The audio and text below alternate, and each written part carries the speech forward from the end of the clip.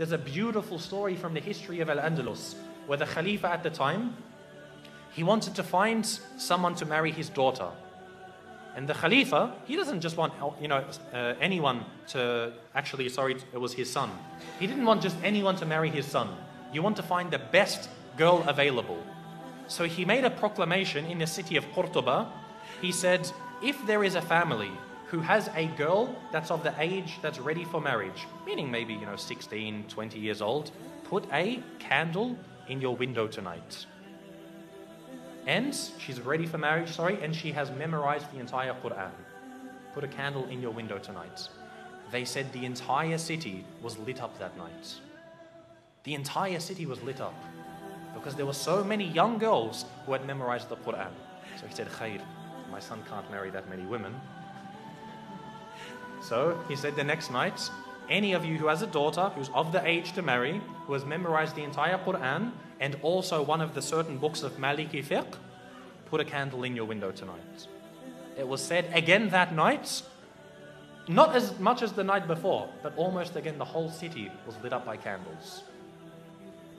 I would dare to say that if we were to ask about our entire ummah today, to have one girl who's of the age to get married, who has memorized the entire Quran and one of the books of Maliki fiqh, khalas, any book of fiqh, we would not have a single candle in our windows tonight. This shows the state of the ummah. And this is a sign that we see when our women are educated, the ummah is strong.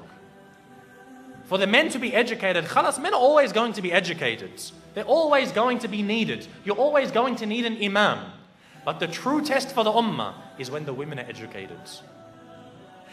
You see today, most of our women, some parts of the world, the women can't even go into the masjids. They won't even have a space for them in the masjids, let alone educating them. You find, khalas, she knows how to cook and clean, perfect, mashallah, this is all we need. No, they must be educated. This is why Andalus, it was seen as a high time for the ummah to know about Islam. No, I'm not saying for her to go to university and study liberal arts and accounting. I'm talking about Islam.